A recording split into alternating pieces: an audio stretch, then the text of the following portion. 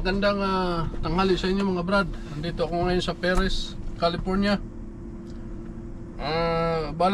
Gusto kong i-vlog to kasi gusto kong i-share sa inyo doon sa mga gustong kumuha ng CDL Class A kung tawagin, para makapag-drive kayo ng ganitong truck.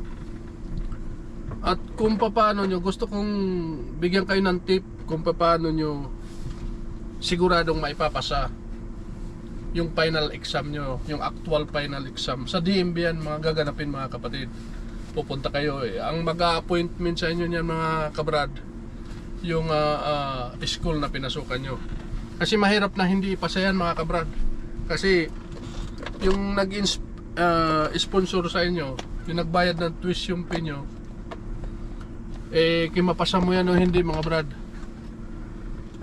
utang mo pa rin yan, babayaran mo yan. Kaya paano mong mababayaran kung hindi mo na ipasa, hindi ka makakakuha ng trabaho ganito? Kung hindi mo naman mabayaran, sira ang credit nyo. Napaka-importante dito sa American credit mga kapatid, kasi yan ang tinitingnan pagka alam ba, may gusto kang bilhin na sakyan at wala ka namang kakayanan na bilhin ng cash o bahay. Yan ang una-unang tinitingnan mga kapatid, credit. Kaya iniingatan po yan dito. Kaya bibigyan ko kayo ng mga ilang tip para maipasa nyo yung final exam mga kabrad. Pero susubok muna ako itong baon ko mga kabrad, ampalaya saka bading bangus. Niluto to ni Mrs. mga kabrad. Yan, pagpapasok ako mga kabrad, bumabango ng Mrs. ko para paglutuan lang ako ng pagkain. Ngayon, ang unang gagawin mo mga kabrad, yung school o yung instructor na nagtuturo sa inyo, bibigyan kayo ng list niya mga brad. Yung list ng mga pangalan ng mga parts ng sasakyan na ito, yung katulad ng compressor, AC compressor, alternator, shock, lift. Yung lift sa dito kung tawagan, mulye sa atin yan. Kailangan kabisado mo yan mga brad. Radiator, coolant reservoir, kasi ipo-point mo yan kabrad. Alam mo, ituro mo ito, radiator is not leaking, coolant reservoir is not leaking, no crack, no missing any bolt, nakabolted kasi no, kung ano ba, nakaklip. Yung shock, yung mga is not leaking. Yan, pag-usapan natin tungkol sa pre-trip mamaya. Pero ito munang tip na mahalaga ang ibibigay ko sa inyo mga brad. Yun nga sabi ko, i-appointment kayo mga brad ng school para do sa final exam. Ngayon, halimbawa, ang appointment mga brad para sa final exam Monday, next Monday. Ang gawin nyo mga brad, ito palang Monday to, pumasyal kayo doon sa DMV kung tawagin sa atin, LTO yan. Magagamit nyo rin to kahit sa LTO kayo gustong kumuha ng class A dahil sa Pinas, pwede nyo kahit saan man kayo itong technique na to para hindi kayo mahirapan. Kasi mahirap na yung habang kasama mo, alam mo, hindi ko naman sa inyo pwede sabihin na huwag kayong kabahan, relax lang kayo. Normal yun mga brad, may pressure kayo nyan. Talagang medyo may kabang konti. Kaya yung kaba magsasama yan, saka yung pagdadrive mo na, kasi talagang medyo kabado ka niya, malaki pa naman ang dala mo. Wala ka ng time para, kasi malalagay pa sa isip mo, ano ba ang miles per hour dito, ano bang ng takbo. Hindi mo naman pwedeng sabihin sa examiner yon, hindi ka pwedeng magtanong dyan. Ngayon, ang gawin mo mga kapatid, Monday, next Monday may appointment ka. Itong Monday to, kailangan parehas ng araw, kailangan pumasyal kayo sa DMV mga kabrad. Tapos panoorin nyo doon sa loob yung mga kung anong, kasi bago sila lumabas, bago sila mag-drive sa highway mga brad, marami munang gagawin sa loob yan. Magpe-pre-trip, inspection muna yan lahat. Tapos kukumpletuhin yung backing technique, Yung mga pag-parking nyo ng paatras, parallel backing, maraming ano yan, mga 4 na klase siguro. Tuturo naman sa school yan mga kapatid. Tinuturo ko lang sa iyo kung ano lang makakatulong sa inyo ng konti.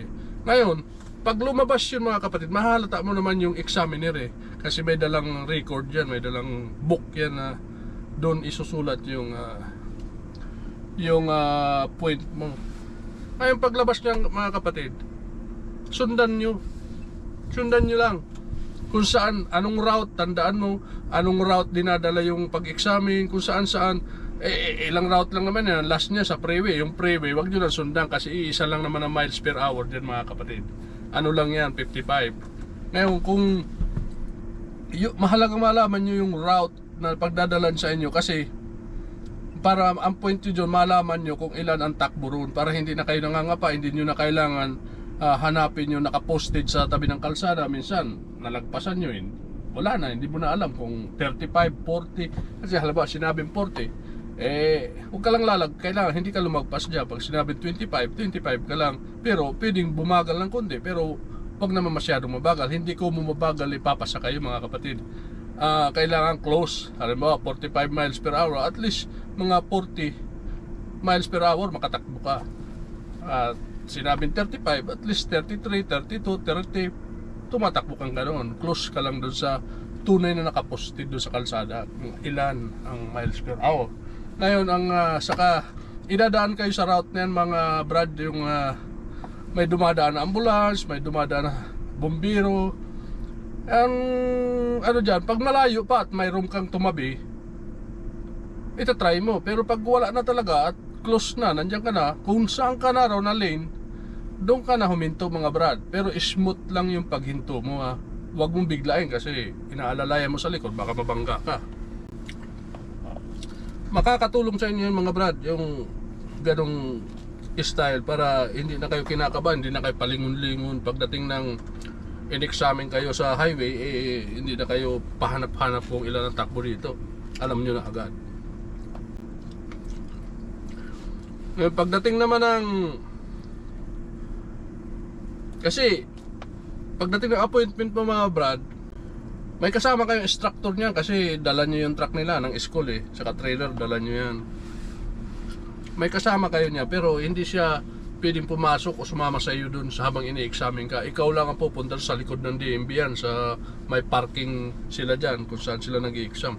Hindi siya pwedeng pumasok dun mga brad. Kaya dito lang siya sa DMV, close, kung saan man siya dyan, nakatayo-tayo lang siya.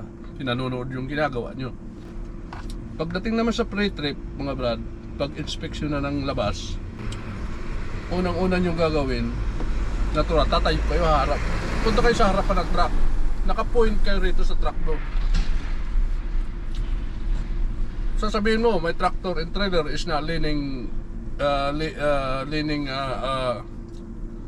right side or left side. Ibig sabihin, hindi tabingi, straight. Yan. Pangalawa, yun ang una mong sasabihin ha.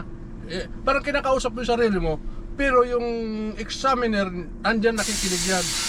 Kahit na anong sabihin mo mga brad, lalakasan mo, loud ka para naririnig niya. Pagka nagkamali ka, lilista yun, point yan. Pero wala nang pagkakamali, basta pinaliliwanag mo lang. Pangalawang gagawin mo mga brad, silipin yung ilalim ng motor nyo. No hanging wire, no leaking. Tapos check mo muna yung mga headlight. Kuhanin mo yung key kasi nakabulsa muna yung key mo niyan, dala-dala mo yun sa bulsa mo. Kuhanin mo yung key, check mo muna yung light mo, headlight, low beam, high beam, signal light, mirror, convex mirror. Lahat naman niya ituturo sa inyo mga brad. Kaya pinaliliwanag ko lang na kung ano yung sa actual na gagawin nyo.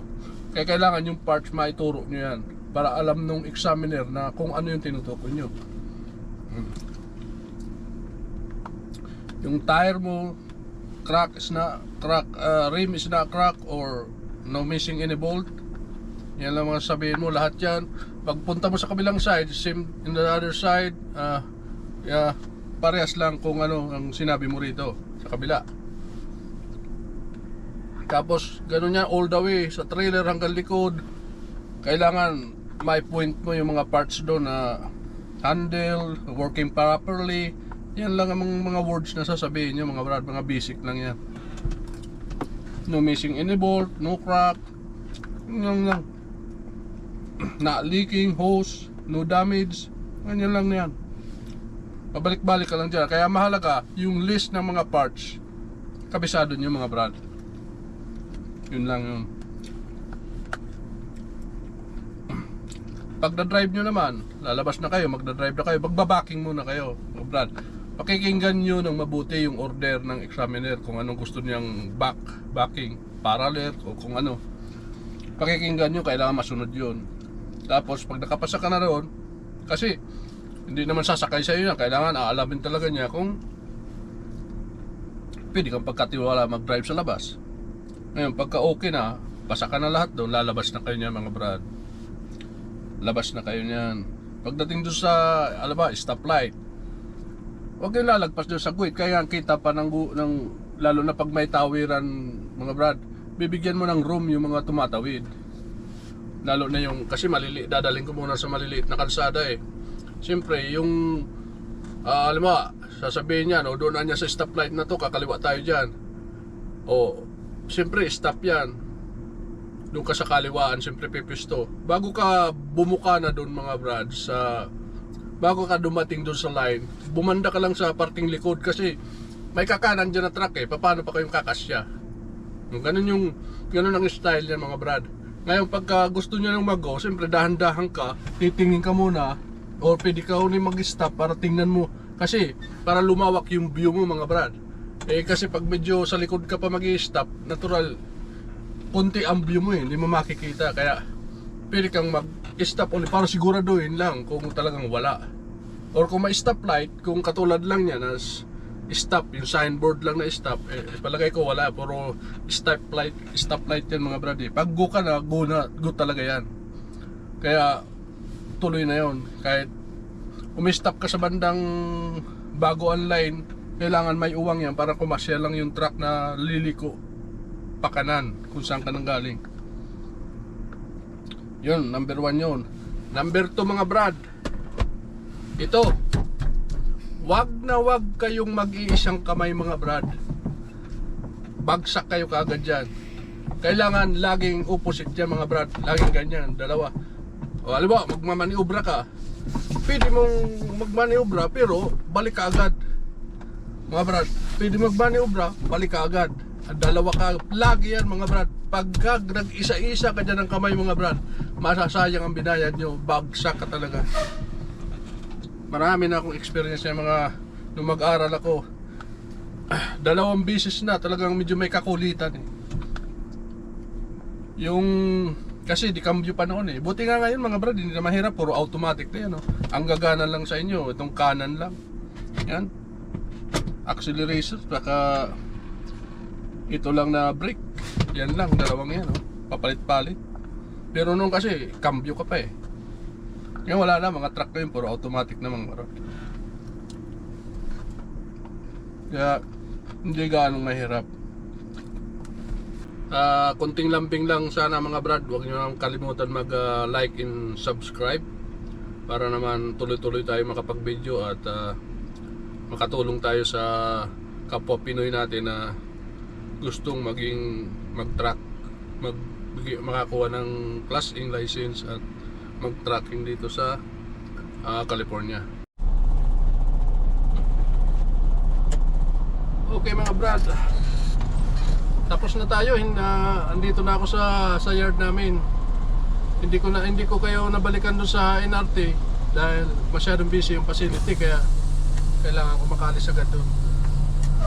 Basta masyadong busy, hindi ka dapat tumagal sa isang facility.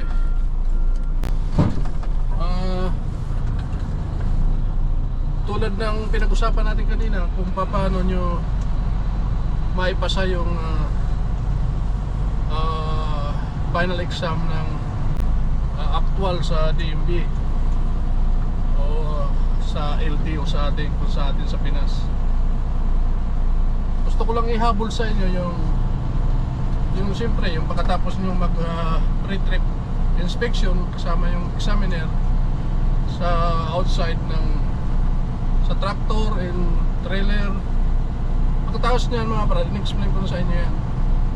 Pagkatapos niyan, papasok kayo, susunod dito sa in-cab. Sinabing in-cab inspection dito sa loob mga brad.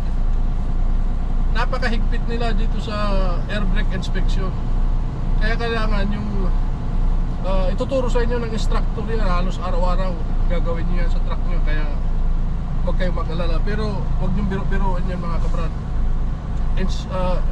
Napaka ano nila dyan, stricto nila dyan. Pag nagkamali kayo, hindi kayo ipapasa. Hindi ko lang maipakita sa inyo dahil wala na akong trailer brad eh. Pero ang sasabi ko lang sa inyo, ito chichikin to, yung mga belt na to dapat walang rip to, walang punit ba, working properly, bolted, no missing bolt.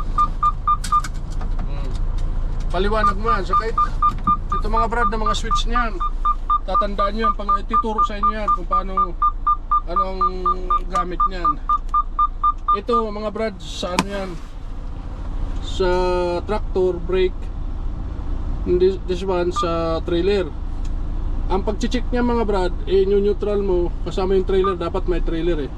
Neutral mo yan, tapos kailangan sa pantay, papatayin mo makina, ipapump mo yan mga brad, ipapump nyo ng hanggang maubos yung air.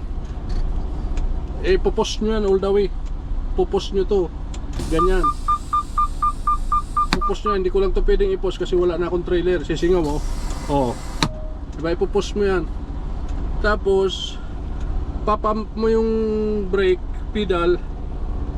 Pag na-reach na niya yung 25 or 30 PSI, magpa-pop out to brad. Dapat mag-pop out. Pag nag-pop out yan, ibig sabihin okay yung spring brake mo. Yan ang kasama doon sa. Tapos yung leak naman, madali naman yung mag-test ng leak eh, yung ano, pero may proseso niyan kung paano ipapaliwanag. Ituturo sa iyo mga brad ng instructor, kaya wag kayong mag-alala. May mga proseso yan kung paano ipapaliwanag nyo sa examiner. Yun lang mga brad, tinabol ko lang yan, baka hindi kayo magpay atensyon sa air brake inspection. Napakahigpit nila dyan. Okay, tayo naman tapos na. Pero yung load ko mga brad, meron na akong load bukas, Santa Monica na naman, Santa Monica, Hollywood. Kaya tayo magpo-post trip na at uuwi na mga brad. Tapos na siguro ilang oras ba tayo ngayon? Alas 5 ako nag-umpisa, mag alas 3 na. 9 hours din I get minus lunch. 8 hours yun ako lang. Okay lang yun. Sige na mga brad, salamat sa pagsubaybay nyo. Paalam mo natin kung lilinisin ko to bago ako uuwi. Check ko ng konti kung may problema. Yan ang tinatawag na post trip mga brad.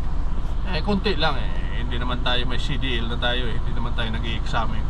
Yun lang naman yung mahigpit doon na talagang, kasi itong mga brad hindi naman ako nag-aalala kasi may general check up to every month, every 3 months. Kaya chine-check nila lahat yan, makina. Kaya yung pasulyap-sulyap na check lang sa atin. Pero pag kukuha kayo ng license mga bago nyo maipasa yan, talagang stricto dyan mga kapatid. Kailangan sundin yung proseso. Sige muna, maraming salamat. Huwag nyo pong kalimutan yung mag-like naman yung video natin dyan at subscribe naman kayo. Salamat po.